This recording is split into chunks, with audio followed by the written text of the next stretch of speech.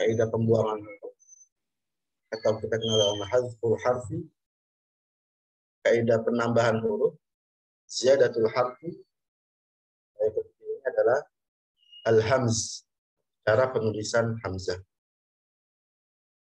Nah, seperti yang minggu lalu kita bahas secara singkat ya, minggu kemarin itu saya sambil ada pembinaan teknik, tapi bahwa cara penulisan hamzah itu tidak keluar dari 4 bentuk ya.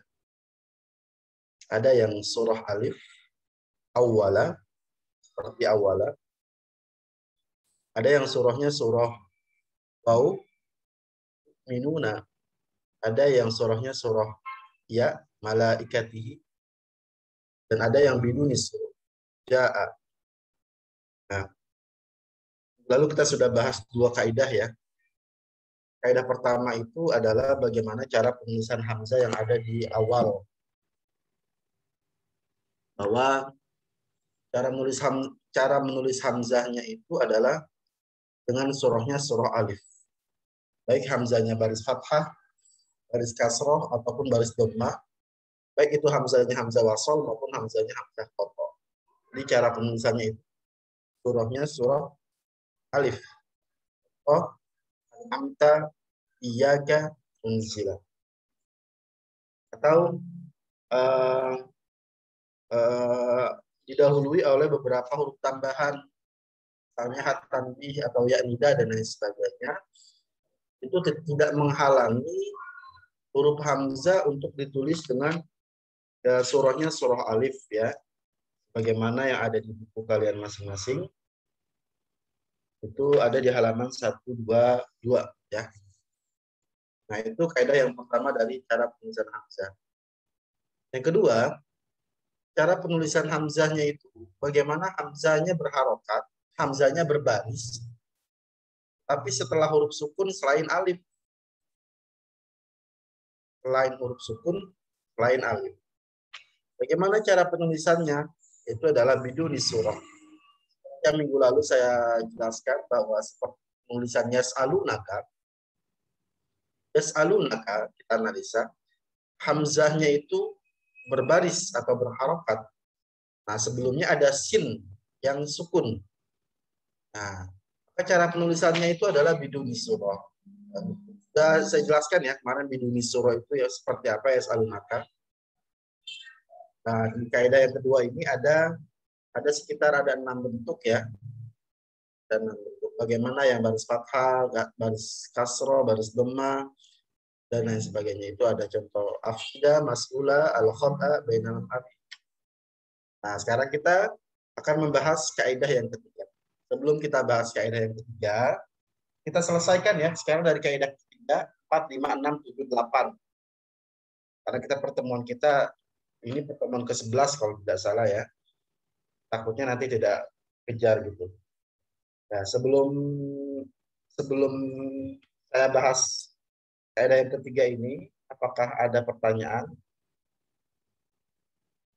para netizen sekalian? Mungkin ada pertanyaan, teman-teman. Yang penting itu empat bentuk hamzahnya itu kalian harus tahu betul ya, bahwa cara penulisan hamzah itu tidak keluar dari 4 itu. Surah alif, surah waw, surah ya, dan biduni surah. Karena penulisan hamzah itu tidak keluar dari 4 bentuk itu. Silakan, ada pertanyaan?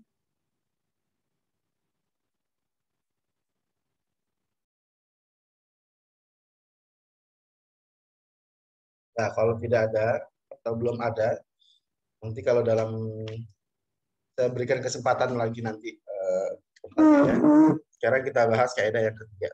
Silakan kalian juga sambil pegang buku kalian masing-masing halaman 131. Ya, kenapa? Ayo.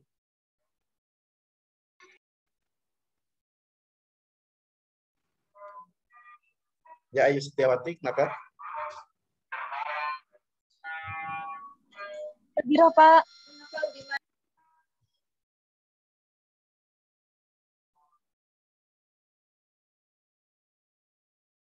Mas Sekarang kita kaidah ketiga, kalau di buku ada di halaman 131. Kaidah yang ketiga ini adalah bagaimana hamzah ini. Hamzahnya berharokat ya. Di tengah kalimat setelah alif. Hamzahnya ada di tengah dan berharokat setelah alif ya. Contoh malaikah, du'a'ukum. Nah, kita tulis aja ya.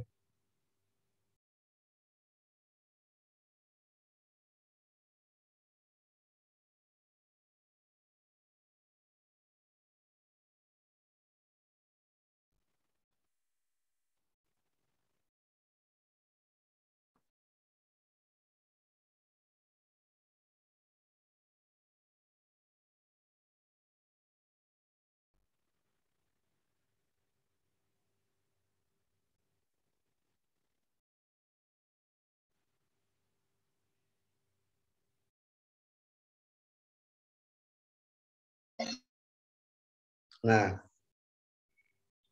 cara penulisan hamzahnya itu adalah di buku itu apa? Bin jinsi harokati nafsiha. Jenis dengan harokat dirinya hamzah. Jadi kalau hamzahnya berbaris kasroh, yang sesuai dengan kasroh itu adalah ya. Berarti hamzahnya itu surahnya surah ya.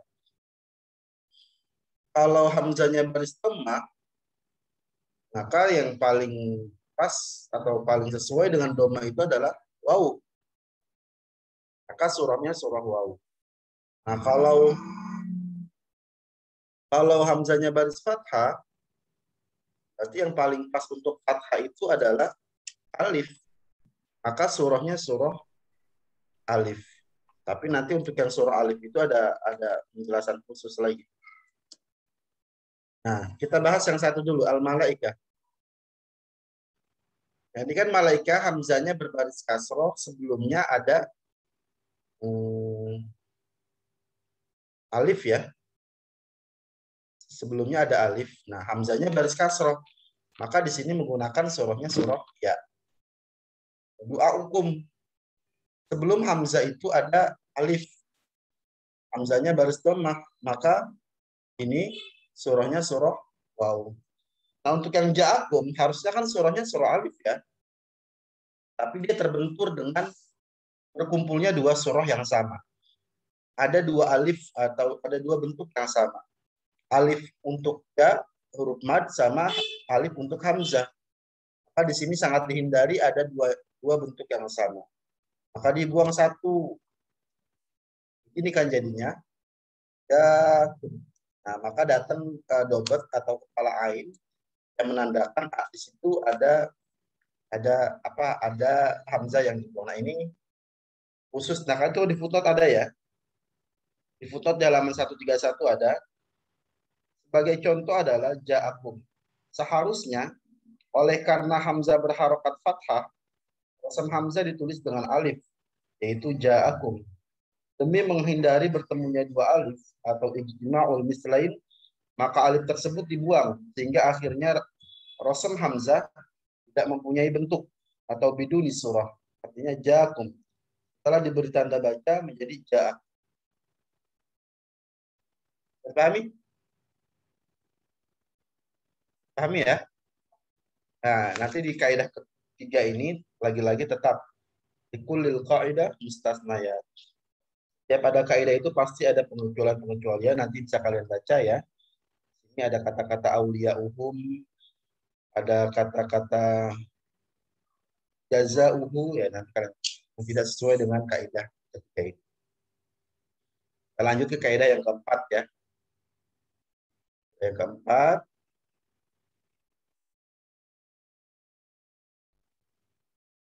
kaidah yang keempat itu adalah hamzah di akhir kalimat setelah alif dan beri'rab rafa. Hamzahnya ada di akhir, tatarrifah setelah alif dan beri'rab rafa. Bagaimana cara penulisan hamzahnya? Itu adalah biduni surah.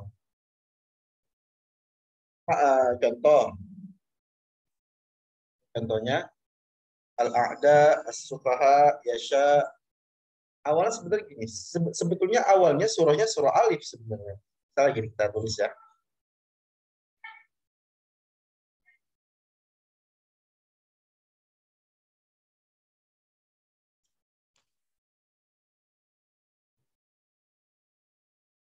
Awalnya surahnya surah Alif. Tapi nanti terbentur dengan misalnya Al-A'da ya. Al-A'da. Misalnya As-Sufaha juga.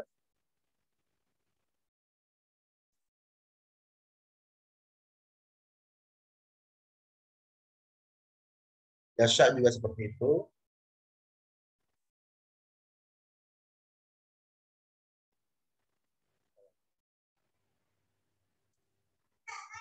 Nah, di sini terbentur ada dua surah yang sama atau ada dua bentuk yang sama. Maka dibuang satu.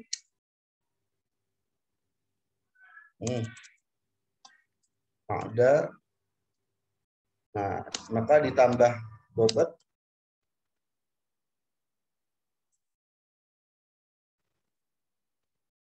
Nah, seperti ini. Jadinya seperti ini. Sama, As-Sufaha seperti dibuang dulu.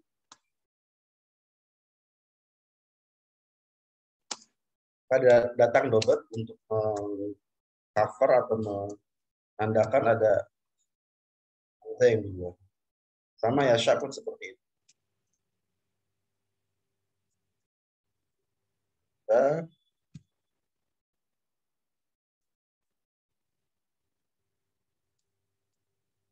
Nah ini.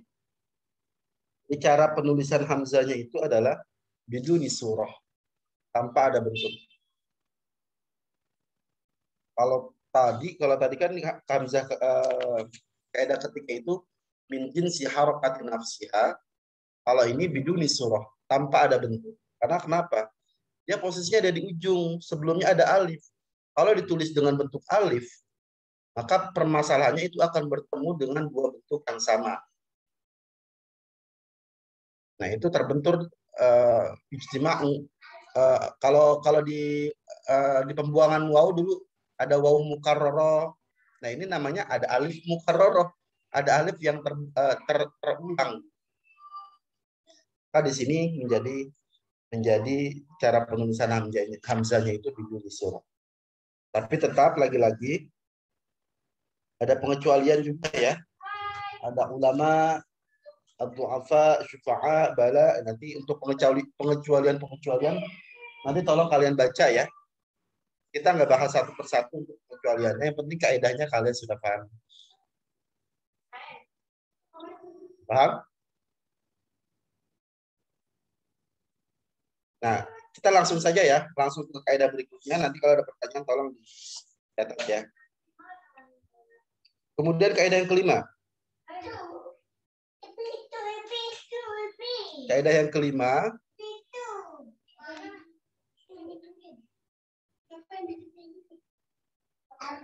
Kaidah yang kelima itu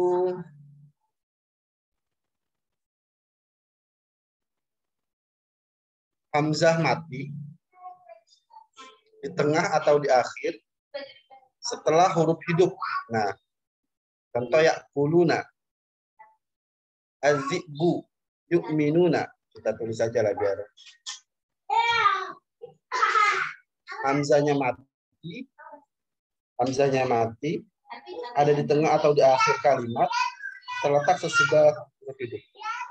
Maka cara penulisan hamzahnya itu adalah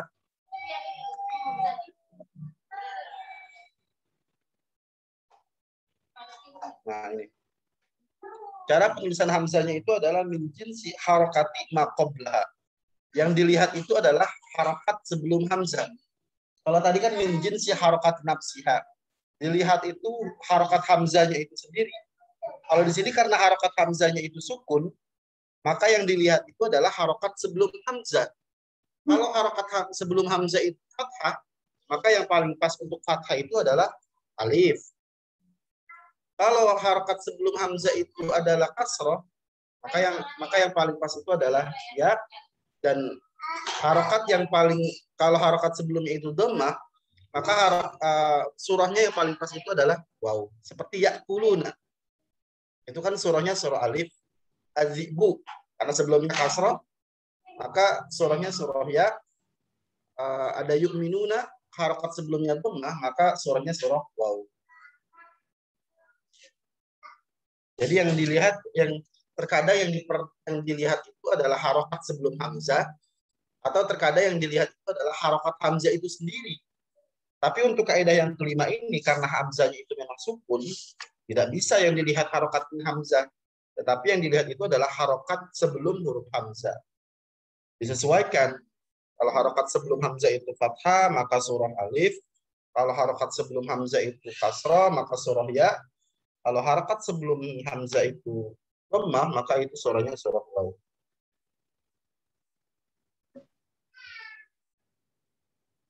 Paham? Kaidah kelima? Kaidah kelima Paham, digampang. Bapak. Apa? Paham, Pak. Paham ya? Kita langsung. Tapi lagi-lagi nanti ada pengecualian di halaman 139. Tolong kalian baca ya. Ada yang tidak sesuai dengan kaidah, bisa kalian pahami sendiri. Yang penting kaidah kelimanya ini kalian sudah pahami ya. Kaidah keenam sekarang. Kaidah keenam itu adalah harokat, bagaimana cara penulisan harokat, bagaimana cara penulisan hamzah yang berharokat, hamzah hidup di akhir kalimat yang terletak sesudah huruf hidup. Sama-sama berharokat. Ya, sama-sama berharokat. Misalnya, nah, bada'a badi ar-ra'yi, ya, yang dilihat yang pertama itu yang badi'anya ya, bukan ra'yinya. Ra'yi itu kan itu untuk kaidah yang kelima tuh, yang ra'yi hamzah sukun sebelumnya kasrah, berharokat. Lu'lu'a itu yang hamzah yang kedua, yang lu'lu'anya. Bagaimana cara penulisan hamzahnya? Itu min jinsi harokati ma qablah, disesuaikan dengan harokat sebelum hamzah. Bada'a sebelumnya fathah, maka surahnya alif. Badi ar-ra'i sebelumnya dal berbaris kasroh, maka surahnya ya. Lu'lu'a sebelumnya baris dhammah, maka surahnya surah waw. Hampir mirip dengan harokat kaidah yang kelima, cuma bedanya kalau yang ini hamzahnya berharokat, kalau tadi hamzahnya sukun ya.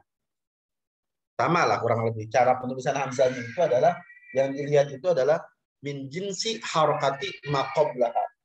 Harokat yang sebelum hamzah itu sangat berpengaruh terhadap cara penulisan hamzah.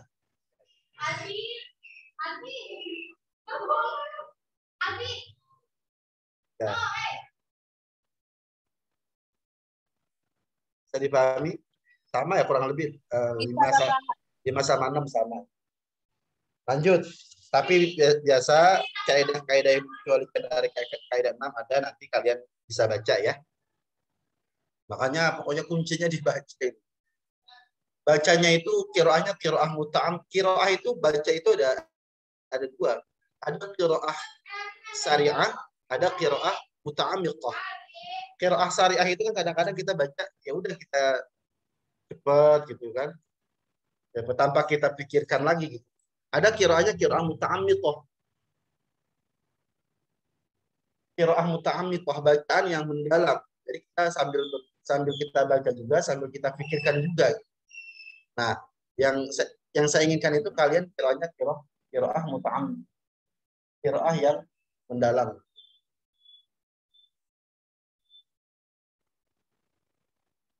Kemudian kaidah yang selanjutnya, kaidah yang ke-7. Ya, kaidah ke-7 ini lumayan banyak ya. Kita lihat coba.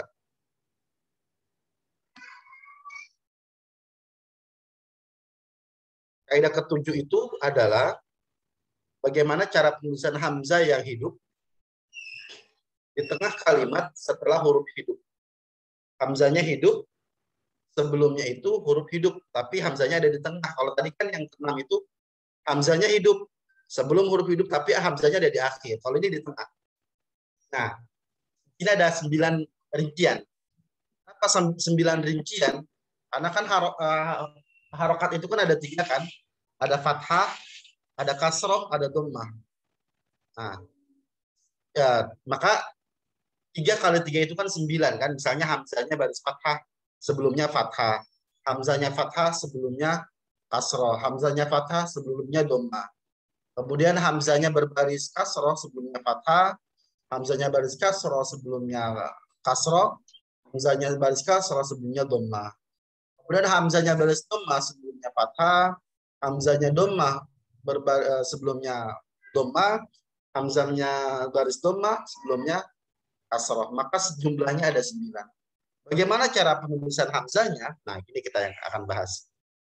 Pertama, bagaimana hamzanya fathah sebelum huruf yang berbaris fathah.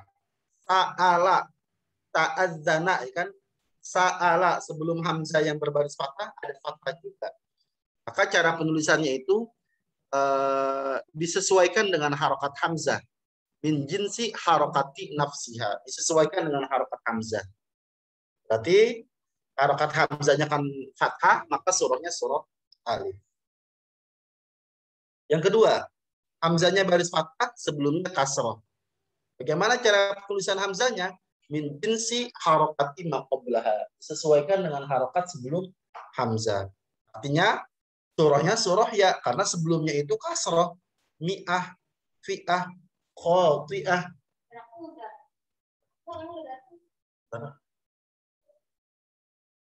Belum lupa. Sebentar. Tapi udah ngomong.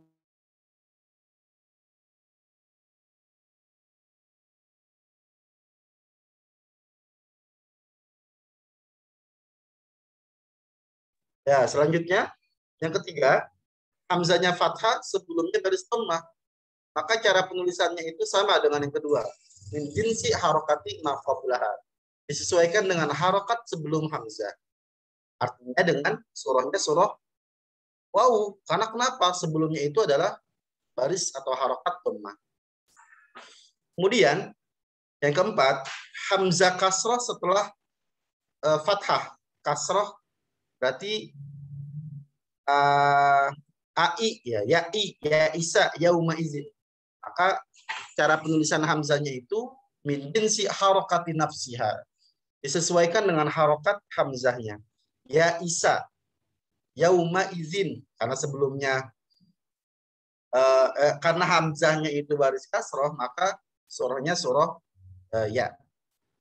Ya, yang kelima, hamzah kasroh setelah huruf hamzah kasroh sebelumnya kasroh. Maka disesuaikan dengan harokat hamzahnya. Artinya berarti dengan surahnya surah ya, bari'ikum. Karena hamzahnya baris kasroh, maka yang paling pas itu adalah surahnya surah ya. Kemudian yang keenam, hamzahnya kasroh, sebelumnya dhammah. Berarti ui, su'ilu, su'ilat.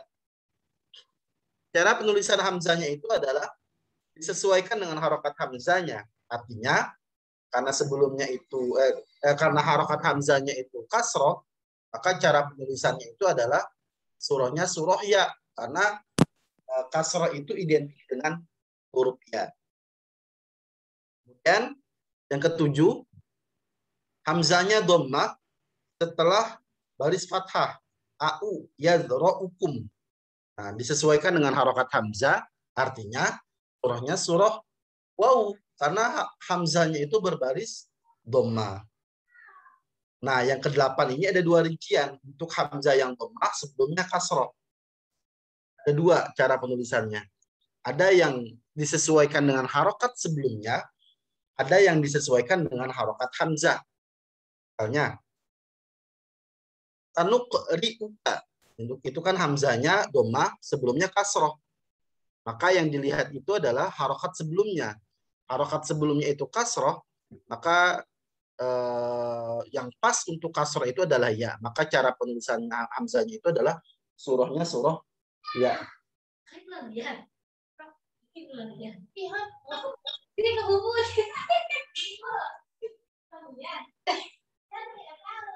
Kemudian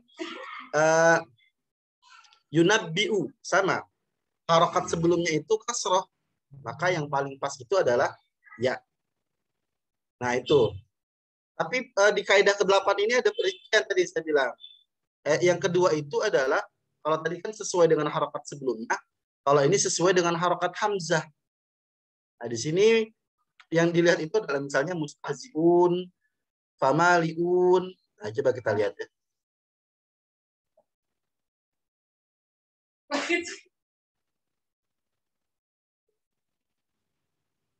Sebentar ya. Kita lihat tulisannya. Sebentar.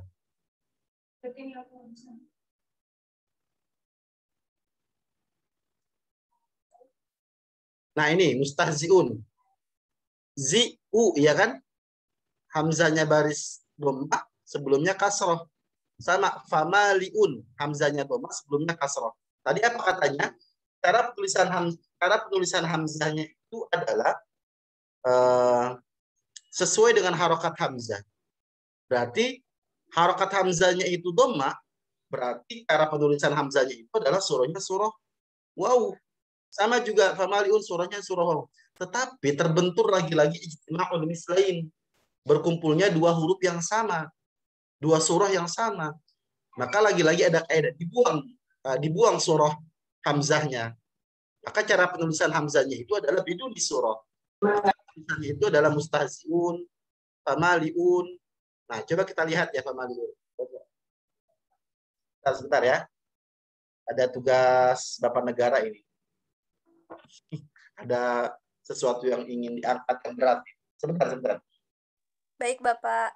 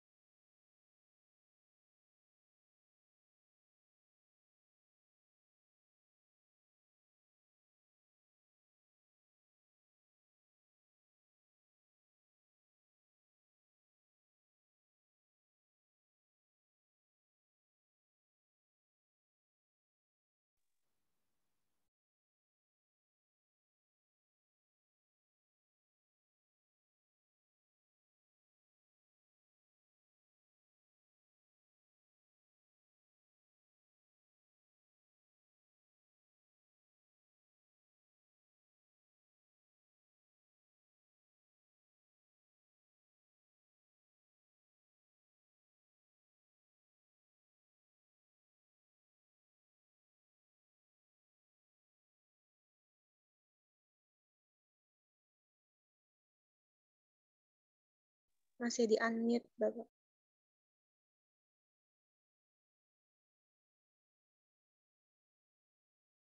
Bapak mikrofonnya belum dinyalain. Sudah setengah teriak tadi.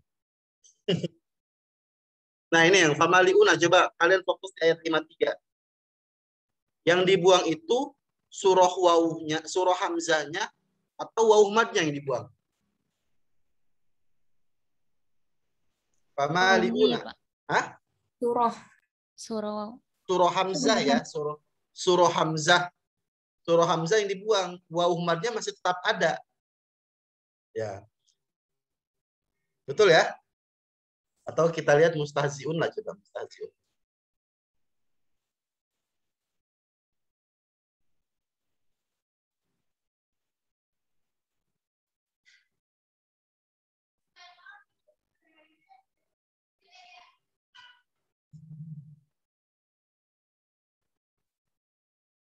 Yang dibuang itu mustahziun surah hamzahnya atau wawu madnya?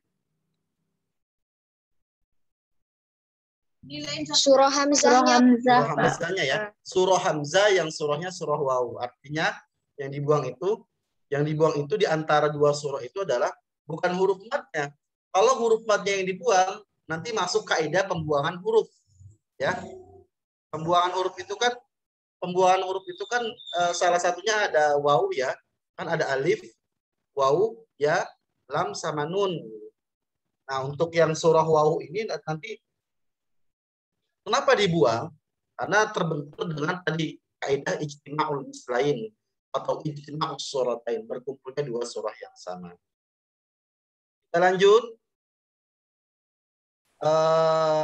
Masih kaidah yang ke-8. Sekarang yang ke-7 ya, tapi yang ke-9-nya hamzahnya dhammah setelah baris dhammah, maka disesuaikan dengan harokat hamzah. Biru'usikum biru'usikum juga lagi-lagi hampir sama ya, biru'usikum itu nanti kalau ditulis dengan harokat hamzahnya akan bertemu dengan dua huruf yang sama, maka dibuang salah satunya. Maka cara penulisannya itu adalah bidunis surah. Nah, kesimpulan untuk kaidah yang ke-7 ini, tadi kan ada rinciannya ada 9 ya. Rinciannya ada 9. 3 harokat hamzah dikali dengan 3 harokat sebelum hamzah. Berarti 9 ya. Nah, untuk kaidah yang pertama 4, 5, 6, 7, 9 itu cara penulisan hamzahnya itu adalah min jinsi harokat nafsiha. Kalau yang kaidah yang kedua dan ketiga itu min jinsi harokat ma qablaha. Yang dilihat itu adalah harokat sebelum hamzah. Dan untuk kaidah yang ke-8 tadi ada dua tinjauan. Ada yang min jinsi harokat nafsiha dan ada yang min jinsi harokat ma qablaha. Yang dilihat itu harokat hamzah dan yang kedua itu adalah harokat sebelum hamzah. Yang terakhir, biar cepat aja. Nanti baru sini saya kasih kesempatan untuk bertanya. Ada yang ke-8 ini sebetulnya sering kita sebutkan bahwa kaidah ke-8 itu membuang salah satu hamzah karena bertemunya dua huruf yang sama atau rasul yang sama. Anzar tahum itu kan asalnya dua, ada surah yang sama ya. Dibuang satu, maka ditulis satu yang biduni surah. Atau tadi yang contoh yang mustahziun, famaliun juga seperti itu. Ini masuk ke, jadi kaidah ke-8 itu berlaku untuk semuanya. Pokoknya dari beberapa kaidah ini, kalau ada dua surah yang sama, maka mau tidak mau harus dibuang salah satunya. Nah, yang dibuang itu apa? Huruf madnya, apakah surahnya? Tapi yang dibuang itu adalah surah untuk hamzahnya yang dibuang. Dan huruf madnya masih tetap ada. Selesai kita membahas huruf hamzah atau cara penulisan hamzah. Tinggal nanti PR kalian adalah kalian baca kaidah-kaidah yang dikecualikan dari setiap kaidah yang sudah kita bahas. Nanti PPT ini saya share. Cuma di PPT yang saya buat ini memang hanya sekedar kaidah-kaidahnya saja, tidak saya masukkan yang pengecualian. Karena kalau saya masukkan pengecualian itu nanti terlalu banyak gitu. Kayak tadi yang saya sarankan, sambil kalian lihat PPT-nya atau sambil kalian harus membacanya, tapi membacanya itu dengan qiraah muta'ammiqah, dengan membaca tapi sambil difikirkan, tidak hanya sekedar baca qiraah syariah. Saya persilakan kalau ada pertanyaan.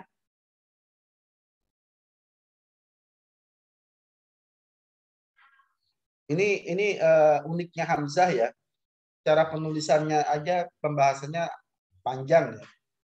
Sama dalam bacaan pun seperti itu. Kita hamzah itu kan ada hamzah mufrad, ada hamzah hamzatain fi kalimatin, ada hamzatain fi kalimatain. Itu dari qiraat ya. Belum lagi nanti bagaimana cara waqaf hamzah dan hisyam dalam huruf hamzah. Belum lagi nanti ketika dengan sakin mafsul, itu kan permasalahan hamzah juga. Belum sakin mausul, mafsul, terus syai'a, itu lagi-lagi pembahasan hamzah juga. Nah, jadi dari aspek baca maupun dari aspek tulis, itu hamzah memang membutuhkan pembahasan yang cukup panjang ya dibanding pembahasan-pembahasan lain. Bapak. Silakan, Cindy. Saya bertanya, Pak. Iya, Pak. Tadi kan di kaidah keempat juga kan ada dua hamzah juga gitu ya, Pak. Nah, itu berarti terkhusus untuk hamzah yang ada di akhir kalimat gitu, Pak. Nah, kalau misalkan yang ke-8 ini di awal kalimat gitu, Pak. Atau bagaimana, Pak, kalau yang di ke-8 ini, Pak? Enggak. Jadi kaidah yang ke-8 ini berlaku untuk semua.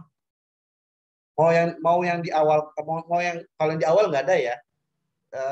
Itu pilihannya itu antara di tengah sama ada di akhir ya. Di awal, di awal. Awal, di tengah, sama di akhir maksudnya. Artinya ini berlaku untuk yang kaidah ke-8 ini sebetulnya berlaku untuk semuanya. Kaidah keempat itu pada dasarnya itu kan kaidah keempat itu cara penulisan hamzahnya itu adalah min jinsi harokat nafsiha. Disesuaikan dengan harokat hamzah itu sendiri. Artinya ja'akum harusnya cara penulisannya itu adalah surahnya surah alif kan, karena hamzahnya berbaris fathah. Nah, karena ketika ditulis dengan surah alif, maka itu terbentur dengan kaidah ke-8 dengan ijtima' suratain. Maka harus dibuang salah satunya. Begitu Sindu. Baik Bapak, terima kasih Pak. Ya, lagi?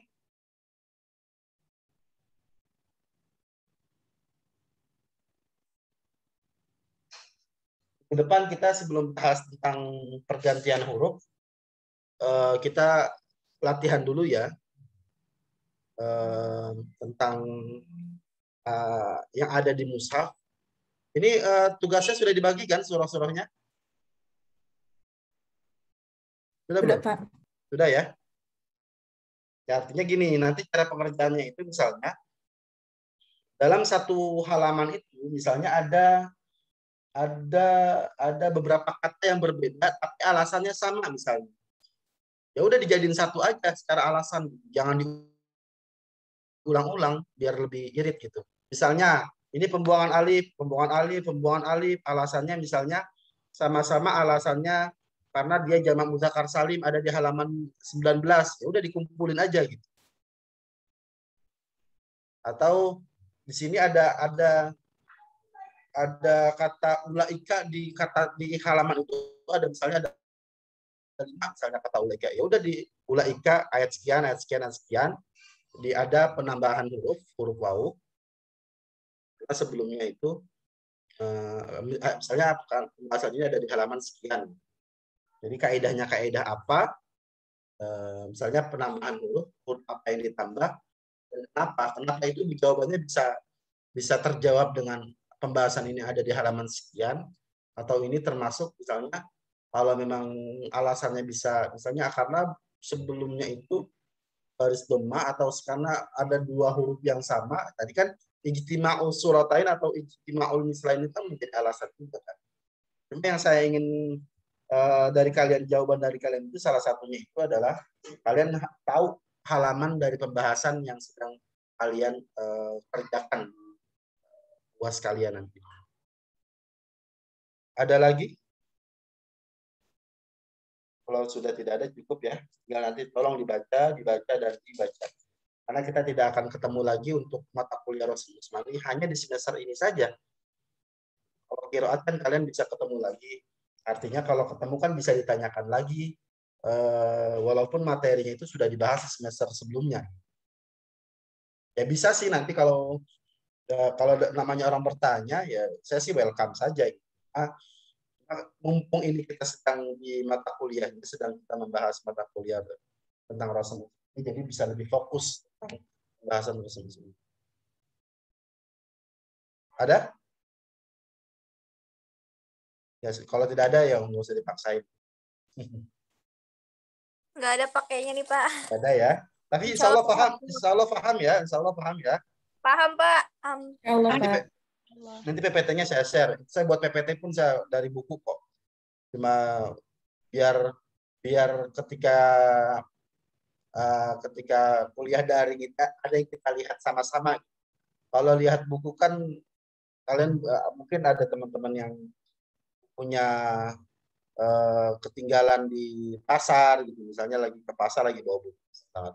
Kemudian ada yang belum punya buku dan lain sebagainya. Kalau ini kan bisa jadi ada yang kita lihat sama-sama. Jadi cara penulisan PPT-nya juga ya mungkin ada beberapa kesalahan, nanti maklum saja lah. Tapi semua itu ada di buku. Bahkan kayak kurang lah. Tadi yang saya bilang kaidah-kaidah yang dikecualikan dari setiap kaidah itu tidak ada di situ. Jadi untuk kalangan kalian sendiri aja, jangan di-share. Saya rasa itu. Terima kasih perkuliahan untuk hari ini. Mudah-mudahan bisa dipahami dan tentunya mudah-mudahan kita bisa memahami Al-Quran dari sisi cara penulisannya, dan mudah-mudahan ini terus bisa kalian pahami, bisa kalian kembangkan pemahaman ini, agar nanti harapan saya kalian ada yang tertarik dengan mata kuliah Rosem. Tertarik dalam arti apa? Kalian berusaha untuk lebih mendalami lagi kajian-kajian Al-Quran dari aspek tulisannya, karena masih banyak. Karena rasanya kalau umur kita sudah habis saja, kayaknya kajian Al-Quran belum selesai kita bahas. Al-Quran bisa kita bahas dari aspek, ini baru aspek tulisannya saja, belum aspek bacanya. Aspek bacanya ada qiraat, ada qasam. Qiraat aja kan ada qiraat 7. Belum lagi qiraat 10. Belum lagi qiraat syadzah. Belum lagi nanti ihtijaj. Belum lagi kayak apa kajian tajwid. Belum lagi nanti ketika kita mendekati Al-Quran dari aspek maknanya, tafsir. Kita sama-sama tahu bahwa tafsir itu coraknya banyak sekali. Ya mudah-mudahan hidup kita itu selalu disibukkan dengan kajian-kajian Al-Quran. Kita bisa berkhidmat dengan Al-Quran dalam ragam bentuknya. Bahkan ketika kalian mengajarkan anak-anak kalian atau mengajarkan ponak-ponakan kalian nanti ketika di rumah, mengajarkan cara baca dengan beberapa metode, misalnya metode Iqra, qiraat, dan sebagainya, itu adalah bentuk khidmat kita terhadap Al-Quran. Dan percayalah Al-Quran itu bisa membawa keberkahan untuk siapa saja, bagi mereka yang memang berkhidmat dengan Al-Quran dengan ikhlas. Mudah-mudahan nanti ketemu jodohnya juga dengan jodoh yang Qurani, bukan tukang jual Quran, bukan. Ya nggak tahu ya, bisa mungkin juga ya, wallahu a'lam gitu. Tapi paling tidak ruh itu pasti akan cocok dengan seseorang yang memang secara ruhnya itu sama. Makanya kalau kita pengen dapat jodoh yang misalnya kita pengen punya jodohnya itu yang di bidang Quran gitu misalnya. Nah, kita perbaiki diri kita dulu roh kita perbaiki dulu. Kita kesenangan kita terhadap Al-Quran itu kita perbaiki dulu. Baru nanti insya Allah secara tidak langsung jadi bahas jodoh sih ini. Nggak apa-apa, Pak. Mantep, Pak. Gambaran buat kita nih, Pak. Karena gitu, dalam hadis Nabi kan al-arwahu junudun mujannada.